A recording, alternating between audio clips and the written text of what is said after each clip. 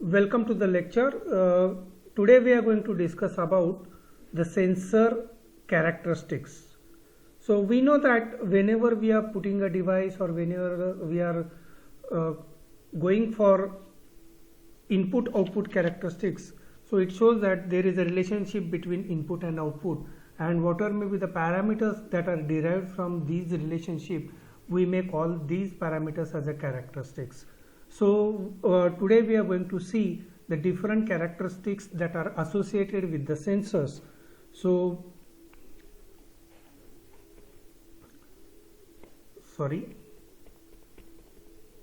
we have already seen this one.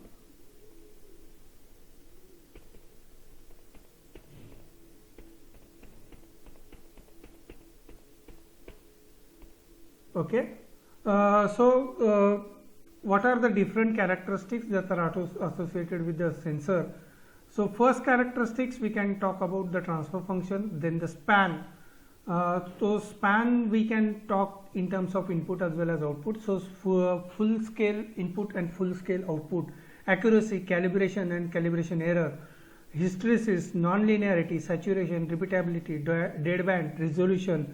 Some special properties are there, then output impedance, excitation, dynamic characteristics, environmental factors, reliability, application characteristics and uncertainty. So uncertainty is again related with the accuracy, so it is the part of that one also. Most of the time instead of accuracy, uncertainty is mentioned. So we are going to start with the first characteristics, that is a transfer characteristics or transfer function. So what is the transfer function? We know that there is a relation between input and output. So if we put it as an ideal or theoretical output and stimulus relationship, then that relationship we can put it into mathematical form and we will call it as a transfer function. So ideal function may be stated in the form of table, graph or mathematical equation, and the ideal output and stimulus here it is nothing but an input.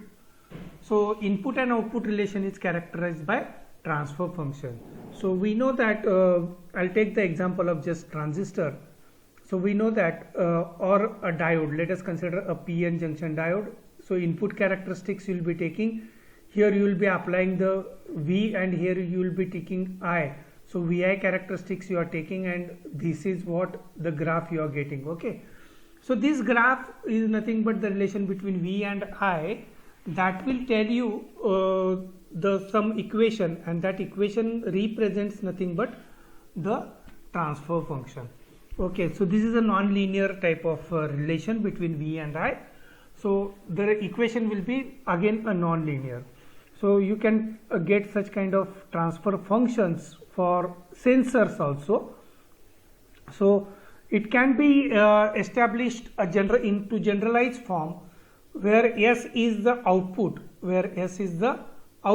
and small s is the input. So capital S is the output. So output is the function of input.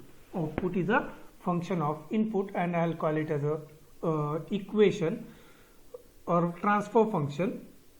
So this is the relation between the output and input. Now that relation may be a linear or it may be a non-linear. Linear means, so you know that the linear means this is non-linear, I will say simply an L, and linear will be like this. So linear will be like this. It may be either going through the zero or it may be going like this. It is simply a straight line. Okay, it is simply a straight line. So linear it will be represented by equation S is equal to A plus BS. So this A and BS will give you the slope of your that line, and that will give you the transfer function. So this is the linear equation you will be getting. Now you can go for non-linear characteristics also. So as we know that this S may be the output signal in the form of electrical signal. So it may be a amplitude, it may be a frequency, it may be a phase. So that defines the property of the sensor. And if you are representing the function, transform function, as a logarithmic function or non-linear function, then logarithmic function you can represent it in the format of a plus b ln. Ln means to the natural log s. Okay. Then if it is in the form of exponential function, exponential means the curve will be like this. The curve will be like this. So this is the curve. So this is an exponential one. So logarithmic, you can put it on a logarithmic format. So this exponential will be given a into e raised to ks. So a and k are the constants, and power equation will be given a0 plus a1 into sk. So similarly you can have a polynomial equation also, a0 plus a1 into s raised to into s plus a2 into s raised to 2 plus a3 into s raised to 3 and so on. So that equation is also called as a polynomial equation. So such kind of transfer function is also possible. So the relation between input and output will be put as a transfer function, and this transfer function will tell you about how exactly the output is behaving with respect to change in input. So you are able to predict its next output also. So this transfer function will help you in that category. So transfer function may be more than one dimension, as I said earlier. So sensor's output is influenced by more than one input stimuli. So that is also quite possible. So instead of one input, two inputs may affect your output also. So when a sensor is used for measuring or detecting the stimulus, inverse function needs to be employed. That means instead of input to output, we need to go for output to input, because it reduces the computational complexity. That's why most of the time inverse function is most probably preferred. Okay. So this is about transfer function. Now the next characteristics is a span. Next characteristics is span. So we'll be talking about full scale input. Full scale input. So what is the span? The span is nothing but it is a dynamic range of input or stimuli which may be converted by a sensor, is called as a span or input full scale. That means how from minimum to maximum, what is the range that you can apply to the sensor, that is called as a span or a scale. So the highest possible input value that can be applied to the sensor without causing unacceptably large inaccuracy. That means if the accuracy, if you are considering, then in that case within that limit, what is the maximum output, what is the maximum input you can apply, that is called as a span. Okay. Then a sensor is with a very broad and non-linear response characteristics. A dynamic range of input stimuli is often expressed in decibel. That means we know that there are two types of characteristics. We can consider static characteristics as well as dynamic characteristics. So whenever we are taking it a dynamic characteristics or a dynamic range, most probably the input is represented in terms of decibel. So if the range is too high, then in that case most probably if you are taking the frequency range and you say that your input is working with a megahertz or gigahertz input, then in that case most probably if you consider that as an antenna, receiving antenna, then in that case if it is works on gigahertz, then gigahertz frequency, how you are going to represent it? So you need to represent that frequency in terms of decibel. So decibel you can represent it in two forms. So first one is if you are considering the powers, then decibel is calculated 1 dB is equal to 10 log of P2 by P1. 10 log of P2 by P1. This is the you are considering here 10 log.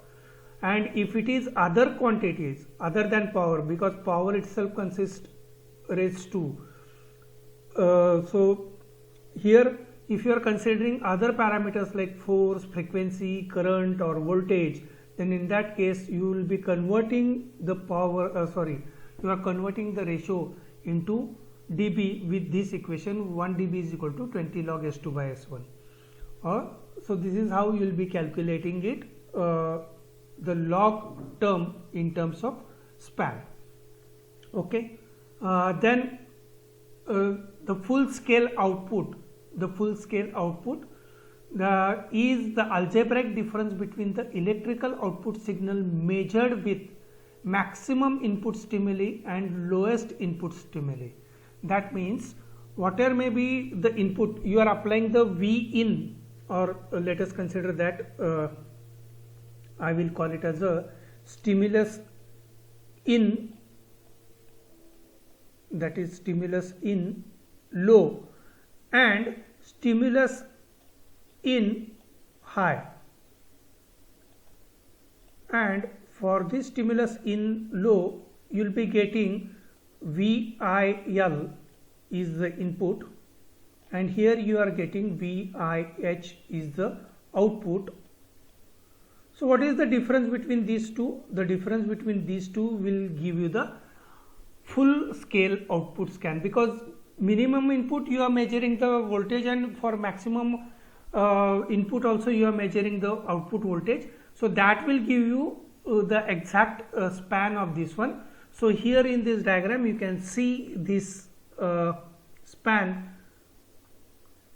So here it is the span with which you can go for the calculations. So this will give you the full scale output. Now you consider this line I am making as a cross over here. So this line as a ideal characteristics. Okay, this is ideal characteristics, and this broader sinusoidal wave is the actual response, that means it deviates from its ideal response. This deviation is from ideal response. So this is shown by plus delta, this is shown by plus delta, and here it is shown by minus delta. Okay, so actual this is the difference between these two. So this is the difference between these two, and here it is the difference between these two. So these differences are plus delta and minus delta. This means actually your value should be this z dash, but the value is z. Here it should be something, let us call as a x dash, and here it is x. So this the difference between the two values will give you the error between the actual value and ideal value. And considering these points also, when you take the maximum span, so that maximum span at the output is called as a full scale output. Okay, so this is how you will be calculating, and these parameters are very important as when you are considering the characteristics like accuracy. So the most important point is accuracy. So when we talk about accuracy, actually we talk about inaccuracy. Okay, this is the important characteristics. How accurate you are, that means how inaccurate you are. Okay, when you say that I am 99% accurate, that means you are inaccurate by 1%.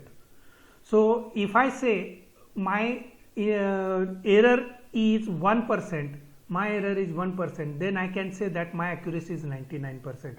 So most of the time the error or that delta function is represented in the form of error, and that error will tell you about the accuracy of the sensor.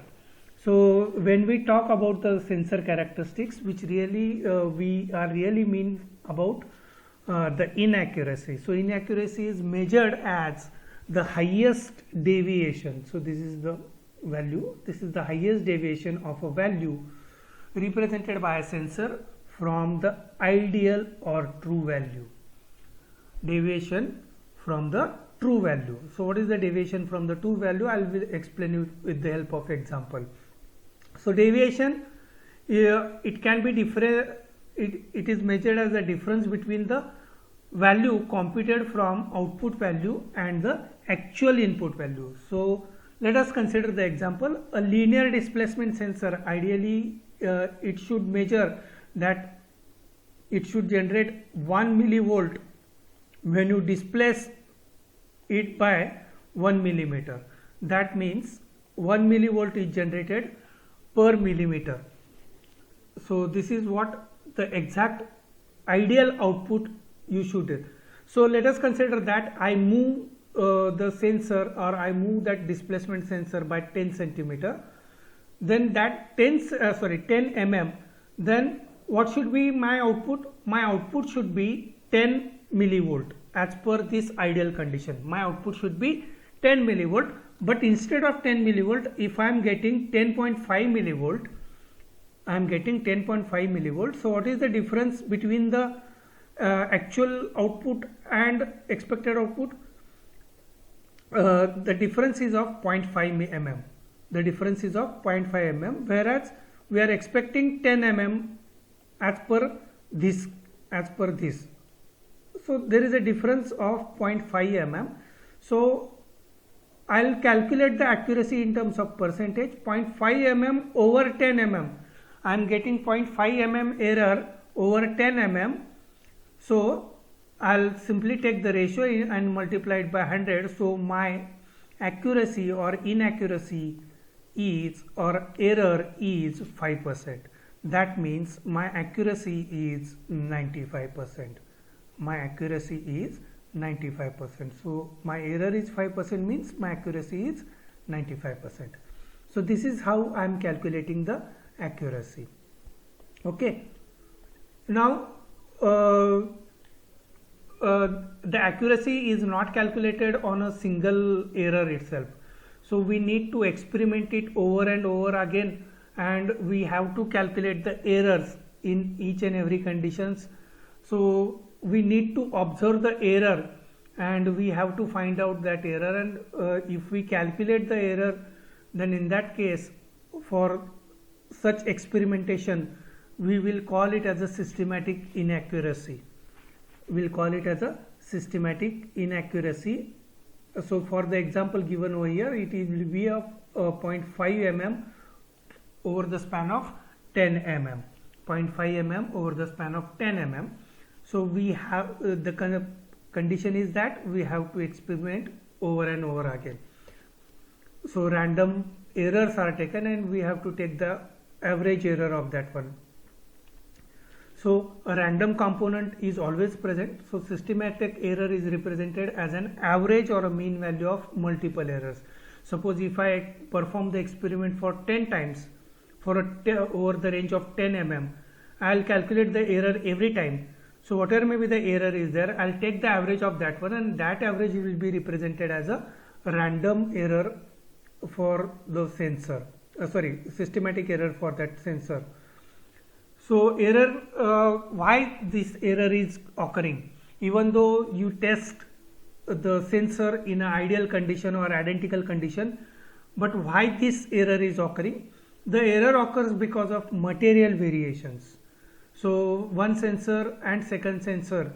So if you are checking the batch of 10 sensors, then the error occur is different because there might be a material variation.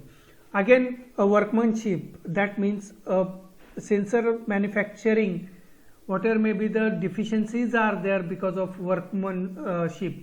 So that will also cause, that means it is a human error that caused the error in sensor. Design errors, again it will cause an error. Manufacturing tolerances are there. Other parameters, environmental parameters are also there. So these limitations are responsible for the error to be caused in your sensor.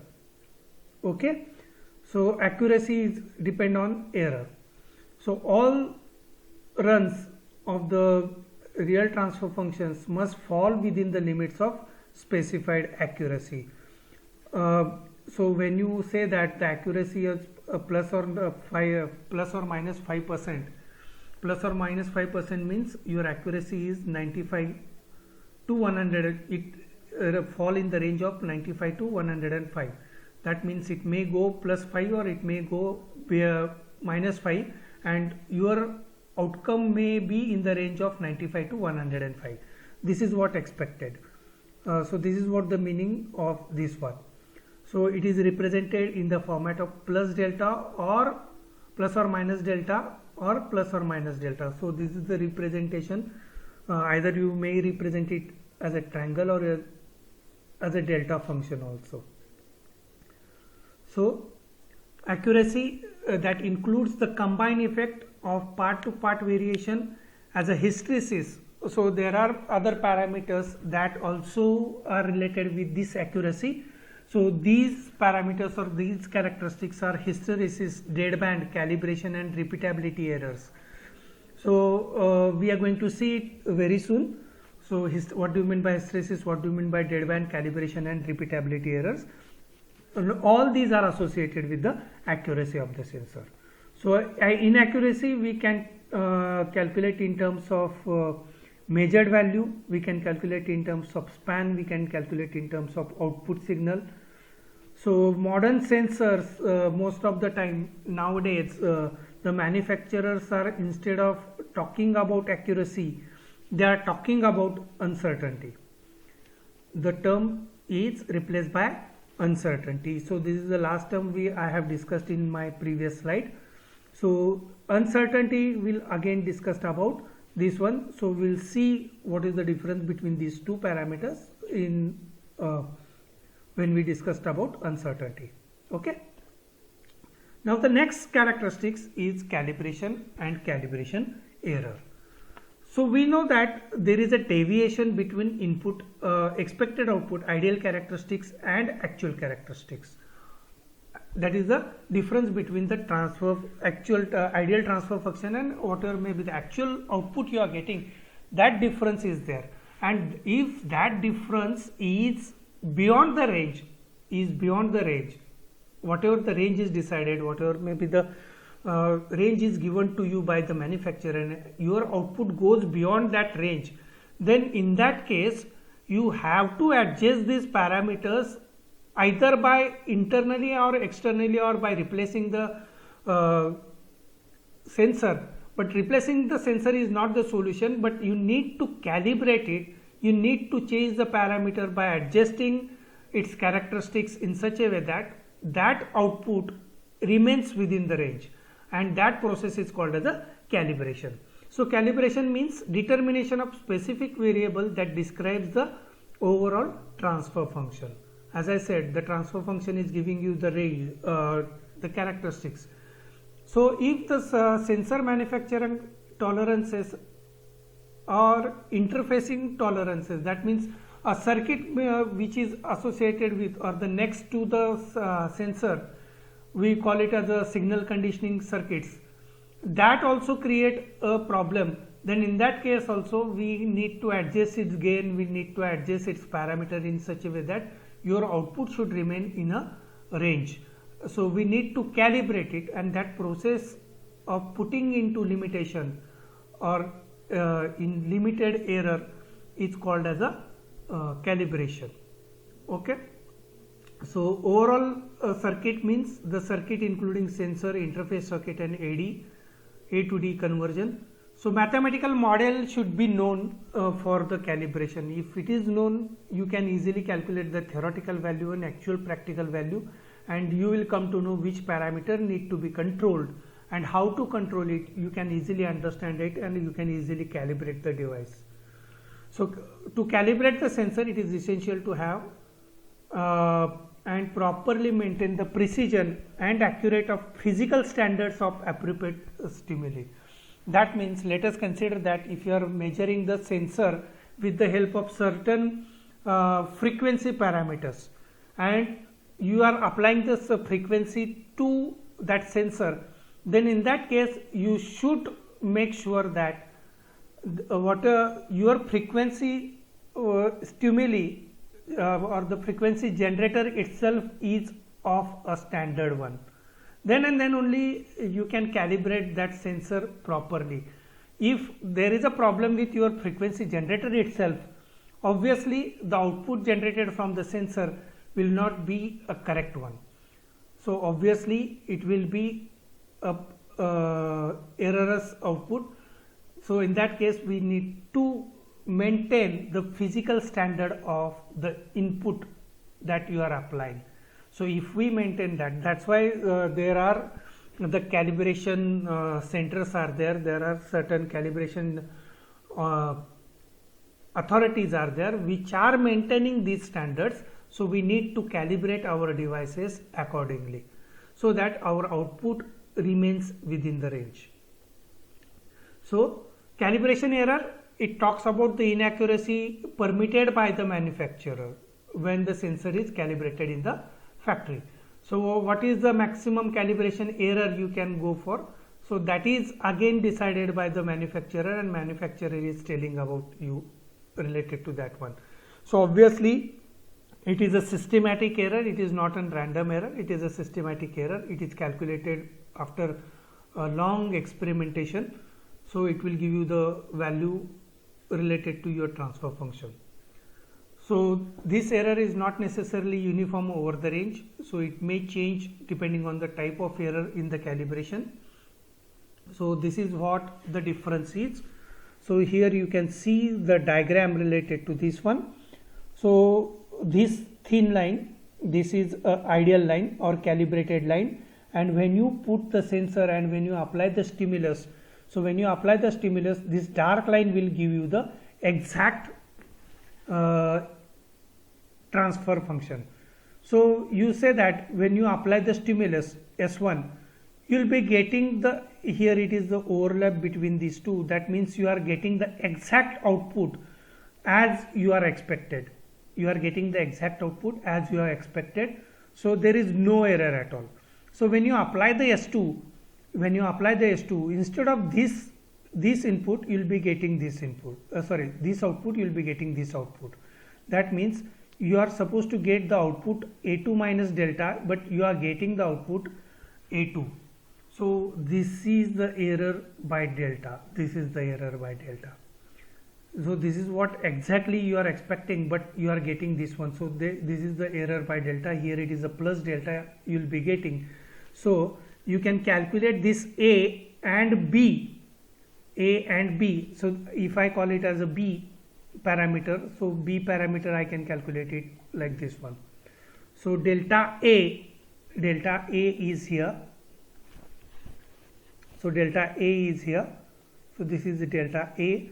So delta A is calculated A1 minus A, that is nothing but delta upon S2 minus S1. So obviously here in this case at 0th point you will be calculating it, and delta B you can be calculated as minus delta upon S2 minus S1. So this will give you this delta B. So you will get this delta B. At this point S1, exactly it is matching with the inner expected output, so error is 0. Error is 0. That's why there is a intersection between the two lines. Okay.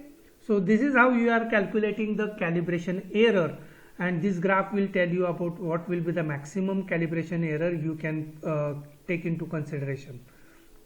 Now the next characteristics is hysteresis. Next characteristics is hysteresis. Now hysteresis, we know that again you go in a positive way and you go in a negative way, and you can calculate the error in that range. What is the maximum error? Hysteresis error is the deviation of the sensor's output specified point at a specified point of input signal when it is approached from opposite direction. That means let us consider that if I am taking this one, I will give you one example related to that one. So I will go in positive direction as well as I will go in negative direction also, and I will try to calculate the difference between the or deviation between the output, and that deviation is called as a hysteresis error. The typical causes of hysteresis are friction and structural changes in the material. So that will cause a hysteresis, and obviously this hysteresis error is contributing to the accuracy of your sensor, as we discussed earlier. Okay, so this hysteresis is because of structural change. So we discussed it in a previous PPT also. The accuracy is associated with the hysteresis, and the causes of the error is maybe a structural change, material property change, and manufacturing errors and everything so on. So here it is a structural changes that will cause a hysteresis error. Let us try to understand. Here you can see